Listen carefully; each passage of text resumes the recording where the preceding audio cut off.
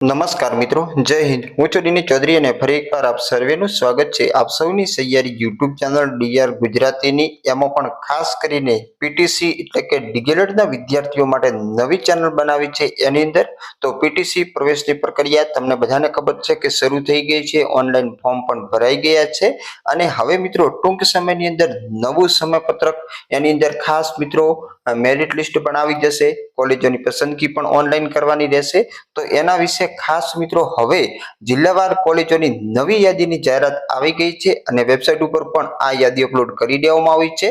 તો એની અંદર આપણે જોઈશું કયા જિલ્લાની અંદર કેટલી કોલેજો છે જે 30/6/2026 સુધીની અંદર જે ડીએલએડ પ્રવેશ પ્રક્રિયામાં ભાગ લેનાર જે અરજી કરનાર સંસ્થાઓની યાદી આવી ગઈ છે. ઘણા બધા મિત્રોનો પ્રશ્ન હતો કે અમારી કોલેજનું નામ નથી આમાં, તો કેમ નથી આવ્યું, ક્યારે આવશે, હવે પછી બીજી યાદી આવશે કે નહીં, એના વિશે પણ વાત કરીશું.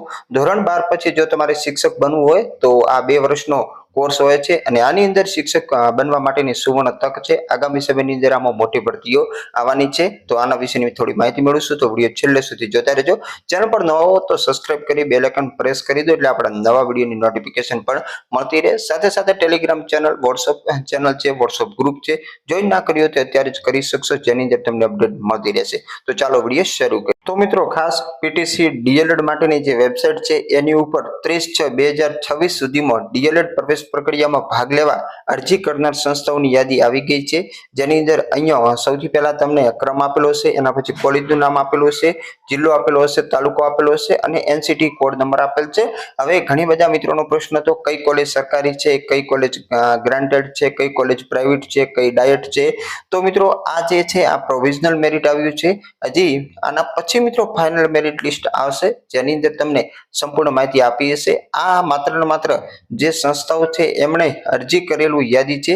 અહીંયા તમે સ્ક્રોલ કરી અને છેલ્લા પેજ ઉપર આવશો એટલે 228 જેટલી સંસ્થાઓ છે જેમણે આ અરજી કરી છે અને અહીંયા નીચે મિત્રો ખાસ નોંધ લખી છે. તો ઘણા બધા મિત્રો આ વાંચતા પણ નથી. તો એની અંદર જણાવવામાં આવ્યું છે કે ઉપરોક્ત યાદી માત્ર સંબંધિત સંસ્થાની જાણ ખરાઈ માટે જાહેર કરેલ છે. આ યાદીવાળી કોલેજ હાલ પસંદગી પાત્ર કોલેજ તરીકે જાહેર કરેલ નથી. માત્ર ને માત્ર મિત્રો આ જે સંસ્થા છે એમને જાણ ખરાઈ થાય એના માટે જ લિસ્ટ આવ્યું છે. આ કોલેજો પસંદગી પાત્ર હજુ જાહેર નથી થઈ. ઉક્ત યાદીમાં નામ આપવાથી કોઈ પણ કોલેજ પ્રવેશ પ્રક્રિયામાં આપોઆપ સામેલ થયેલી ગણાશે નહીં. એટલે કે આમાં નામ આવવાના કારણે આની અંદર તમે એડમિશન હજી લઈ નથી શકશો. 21/6/2027 ના વર્તમાન પત્રમાં પ્રસિદ્ધ થયેલી જાહેરાત અન્વયે 30/6/2026 સુધીમાં ઈમેલથી દરખાસ્ત મોકલી હોય અને આ યાદીમાં નામ નહીં હોય તેવી સંસ્થાઓએ પુનઃ ઈમેલથી 10/7/2026 સુધીમાં આ જે ઈમેલ આઈડી આપેલી છે એની પર સંપૂર્ણ દરખાસ્ત, અરજી, સોગંદનામું, જાહેર નોટિસ, માન્યતાના તમામ આધારો વેબસાઇટ પર મૂકેલ દરખાસ્તના નમૂનો મોકલી આપવાનો રહેશે અને 30/6/26 સુધીમાં ઈમેલ કરેલ છે તેવી ઈમેલ સેન્ડ છે તે બાબતનો સ્ક્રીનશોટ પ્રિન્ટ તરીકે પુરાવા પણ મૂકવો. એટલે કે હજુ 10 તારીખ સુધી જે સંસ્થાઓ બાકી છે એ હજી કાગળ મોકલશે ને એમને પણ આગળના સમયમાં માન્યતા મળશે.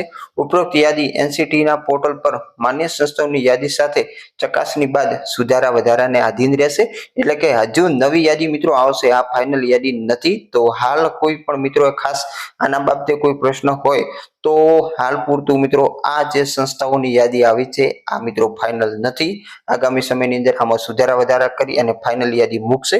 તો હાલ કોઈ પણ મિત્રોએ ચિંતા કરવાની જરૂર નથી. આગામી સમયની અંદર નવી યાદી આવશે, નવું મેરિટ લિસ્ટ પણ આવશે, કોલેજ પસંદગી આવશે તો તમને આ જ આપણી નવી જે પીટીસી ની ચેનલ છે એની અંદર અપડેટ મળતી રહેશે.